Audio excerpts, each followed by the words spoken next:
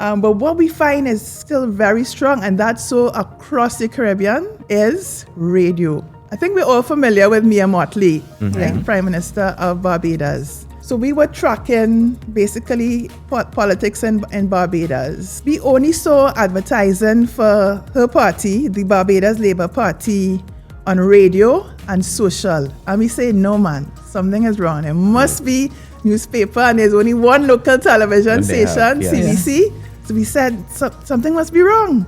No, we looked into it. And in fact, that was the case, Wow.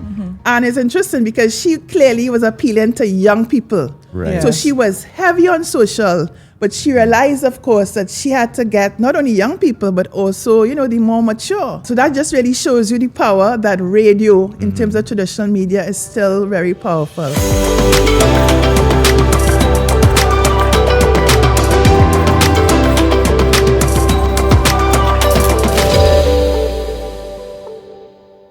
Hey everyone, and welcome. It's been long in coming. This is our Down with the Data Media InSite podcast, where we're going to share actionable tips, special trends, and in terms of marketing and communications. My name is Joel Moniquette, Sales and Marketing Manager here at Media InSite. My name is Jolene John, Marketing Coordinator at Media InSite. We are happy to start off our podcast series with Media InSite's founder and CEO, Ms. Allison Demas.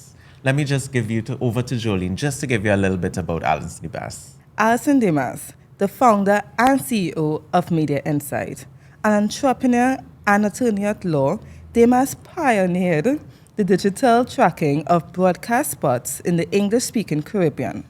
Since 2011, her focus has been on monitoring, measuring, and analyzing Caribbean media content, including advertisements, news, public relation campaign, digital marketing campaigns, and social media conversations. Demas is committed to regional integration, and her vision for Media InSite to become the global leader in real-time tracking, measuring, and analysis of media content, specifically Caribbean media content. Wow. Welcome, Ms. Demas. Welcome. Thank you very much, Joel and Jolene. It's great to be here with you. I know. I'm so excited. We wanted to start this for a very, very long time. And what better way to start it with you? Thank you. So what inspired you to start Media InSite? Let's start there. So my background is that I'm an attorney at law. I specialize in copyright and entertainment law. And I was the CEO of the Copyright Music Organization of TNT COT. And I pioneered the introduction of the tracking of music on radio for purposes of royalty distribution. So I quite really liked the idea of business, and I didn't want to go back to practicing law. So when I left COT, I said, you know what? I'm going to form my own company. And if you could track music, you could track other media content. Correct. So started off with advertising in 2011, 1st of July.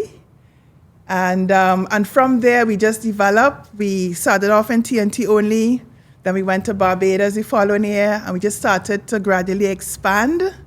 So now, as you know, we cover 22 markets in the Caribbean. Wow. Yes. Right. And how has that evolved in terms of from inception to now? So there were various evolutions. So like I said in the beginning, we were focusing on advertising, particularly traditional advertising. And it was kind of novel because people had never heard about media monitoring or even advertising monitoring before. So we were really a niche market. So a lot of it had to do with educating, particularly the marketing departments of medium to large organizations, as well as media houses and advertising agencies. So because of my background at COT, I had already established really good relationships with like the Trinidad and Tobago Publishers and Broadcasters Association and AAATT, the Advertising Agencies Association of Trinidad and Tobago. So it was kind of natural for me to go to them first and said, hey, what do you think of this? And I realized, we're onto something here. Right. As we mentioned in your bio, Media InSite started in 2011. Yes. What clients were the first initial ones that catapult the whole Media InSite? Right. So the ones that come readily to mind, I remember RBC, Royal Bank. At that time, they were RVTT, I think, Yeah. back in 2011. And then we also had Unicoma, of course. They are the owners of the Courts brand. Yeah.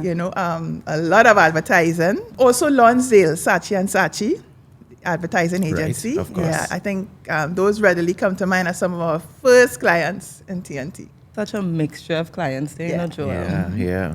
But we are in the stage of the digital atmosphere. Sure, How has that changed in terms of using traditional and going into the digital? So around about 2016, we had that shift where we focused not only on traditional advertising and media monitoring, but we also incorporated digital social channels. So now we provide what we call a holistic 360-degree view of your Right. media landscape. So we can track, yes, your radio, television, newspapers, as well as, digital channels, as well as, all these social channels. Okay. I must say, I've been with Media InSite just over 2.5 years. And then sometimes people come up to me and say, what is media monitoring? I Yes. think it's still on the tip of people's tongues, like what it is really. Could you give us the idea of how you explain what is media monitoring? Yeah, so media monitoring is basically tracking, measuring, and analyzing how your brand or organization is performing across traditional, digital, and social channels. How do people feel about your brand or organization? What's the tone of the media coverage? Yeah. Is it negative? Is Right. it positive? Or most Yeah. of the time, is it just journalistically neutral? Right. Right? We track other key performance indicators, such as what's the volume of mentions, like what's the trend, what Right. causes the spike, on a particular day. You might have explosion of news. Yeah. Well, especially something like a PR crisis or something like Exactly, that. and Yeah. we've had, some recent examples right here. Yes. We're closing In our mouths TNT. on that one. Yeah. But yeah, for sure. Jolene, Yeah. what do you think in terms of the traditional media? Well, so many stories came out. Traditional media advertising is on a total decline. Firstly, what are your stance I want to to that? challenge that. I Yeah. want to challenge that. Because our experience when we look across the Caribbean is that certainly, I would say newspaper, definitely. I mean, I'm sure you never read a newspaper, right, Jolie? Oh gosh, since primary school. It's just a click away now. So we definitely see, newspaper definitely, I think is definitely dying. And in terms of television, I think, let's face it, most of us probably look at Netflix or, Yeah. something else.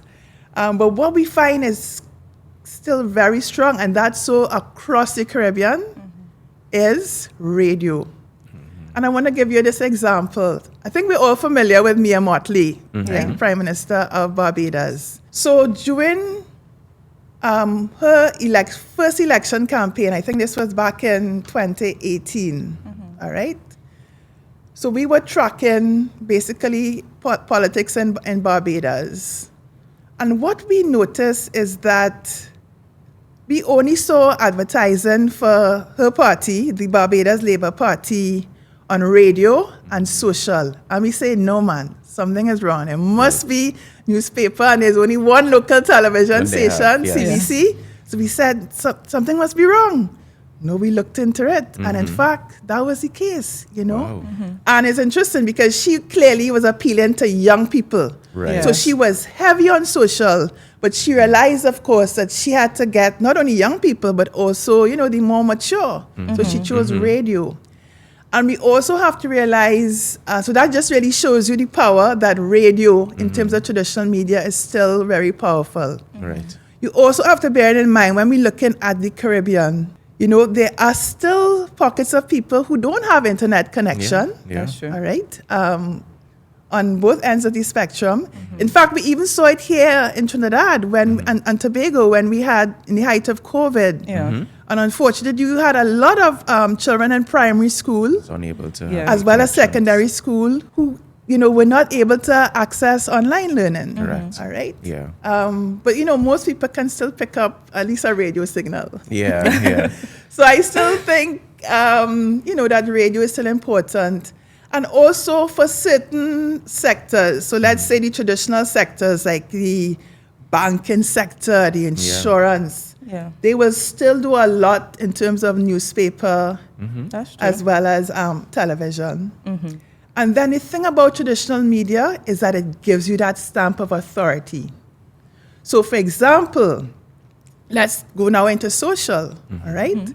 So, Instagram or Facebook channel for CNC3 News or, Guardian newspaper, for example, or even the Express, you would find that that is where people are now going to get their news, right? And when you are mentioned, all right, in traditional media, like I said, it still gives you that, you have kind of ranking then, so to speak, Yeah. So I don't think traditional media is dead. But I think we obviously, we're seeing the ascendancy of social media. And there's a very interesting debate right now that's happening in the US. I don't know if you all are following, where Congress has actually voted to ban TikTok. Can you imagine that? And how many billions of users is that? Or millions of users, I should say. I believe it's more than half of the world's population by now. Yes, yeah. Because if you think about all the brands or the companies that on TikTok. Yeah. But definitely, we see a definite shift, towards social and digital channels. Yeah. But before we go off to the social and digital, I'm sticking with the radio a little bit. Yeah. I know the brands tend to still stick with the radio, most of it. But then in terms of capitalizing, they are now able to do ad libs. Are you able to track things like that as well? Yeah, we can track ad libs. We do that, not on an ongoing basis, but we can do that as a project. So if you have a particular campaign, where you're advertising like a sale or a special. Right. Yes, you tend to find a lot of ad libs. Correct. Certainly for events. Yeah. DJ ad libs. But the thing about it is, how do you ensure, number one, that the DJ or the announcer is reading the correct script? Exactly. Correct. Right? And not ad-libbing. Yeah. Because you still want to make sure, as the advertiser, the brand, that your message is getting out. Yeah. And that is the correct message. Yeah. Or sometimes I change up the campaign halfway. Exactly. You know what I mean? And what happens? The DJ, the announcer, then reading the old script. Correct. Right. So this is good to know that, Media InSite is able to track that type of information. Yeah, definitely. Right. So we want to make sure is the correct copy, like I said, and also that is being advertised within the time frame that you agreed. You don't want your ad being advertised, late in the night when nobody is listening, right? And within this ad monitoring service, how does Media InSite continue to contribute this is correct information, this is false information? How do we make sure that everything that we give to our clients is actual, real insights data? So basically what we do at Media InSite, all the offline content, so that's radio, television, and the physical newspaper, we basically digitize it. Okay. And by digitizing it, it's easy to search, to find, all right? And from that digitization process, we can therefore, basically we count. That's what we do. We count and we measure, right? So we can count and make sure, okay, so if you booked 1,000 ads, that you got 1,000 ads and not, let's say, 800, right? So we make sure that you're getting what you're paying for. That is very insightful. Yeah. Also, what people find very useful is the competitive intelligence. Because, let us say you are a telephone company, right? A mobile service provider, right? And so you know where you are placing your ads, right? But you want to know where your competitors. So B Mobile want to know where Digicel is placing their ads, right? Or when we come to, internet service providers, people want to know, well, what about Flow? Where they're placing their ads? What is their message? What products or services are they pushing in a particular season. And the other reason why I add monitoring, as I mentioned, season. I remember in one case, we had a client. Imagine during the carnival season, right, their Christmas campaign, we heard an ad and they couldn't believe it. And we actually, because we keep our recordings, right? So we were able to produce it and say, listen. Your Christmas campaign is still popping up in Carnival. You're still being charged for Christmas campaign and we need height to the carnival season. So if anyone asking for the Christmas sale, you know why. But moving it over to digital now, so you know everything is the social media. They have so many platforms. How it is a brand now could manage that. They don't have to look for their own. They have to look for their competitors' own. Does your platform bring everything together? Yes. So that's the advantage of our platform. So whatever channels, we can give you a holistic view, whether it be TikTok, whether it be Instagram, Facebook, YouTube. We provide that holistic view. And again, not only, because of course you would know what you're doing. And of course, the great thing with social and digital channels is that the data is inbuilt, right? You get the metrics, right? Whereas traditional, you don't certainly. You don't even know who your audience is, who you're actually reaching. So that's certainly one of the advantages of social and digital. Well, for me, of course, I know that a lot of clients ask me as well if we are able to track their active ads which are happening on social media, because again, they're pushing their ads more on social. We say Facebook is not really the thing, but if you push an ad on Facebook and Instagram, you definitely get the impressions, you get the sentiments that you need. We are also able to track that and match it up with the competitors so that on a monthly basis, you can get a report and you're able to see how that has been performing. Exactly. And how do Media InSite stay up to date with all those current trends in terms of how we, compile all the information, all the data to give our clients? Yeah, well, the thing about technology, as you know, technology is always changing. And therefore, we just have to keep abreast with the changes. And certainly artificial intelligence has certainly made life much easier.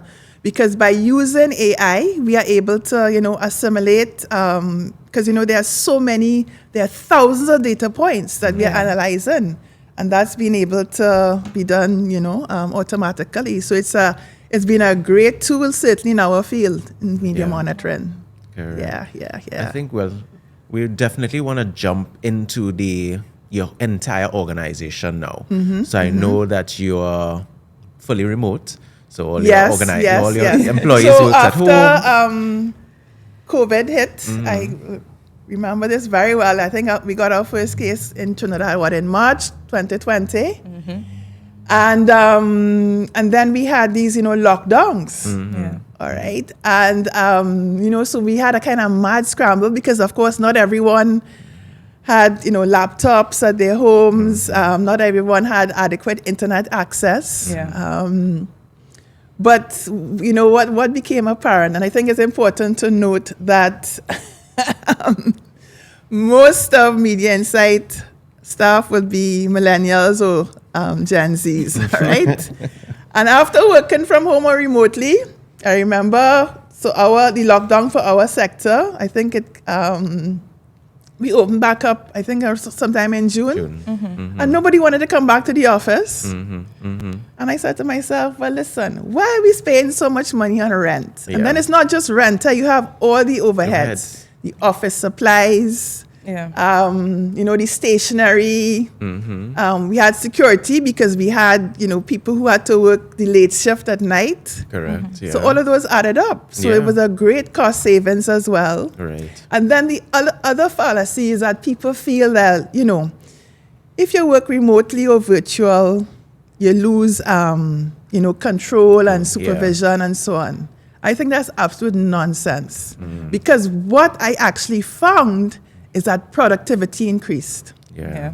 That's great. So I said to myself, this doesn't make sense, So from 1st of October 2020, we went 100% remote. And remote work is still a novice concept in Trinidad by extension the Caribbean. let's say, challenges. It could be positive, like we're striving for a better outcome.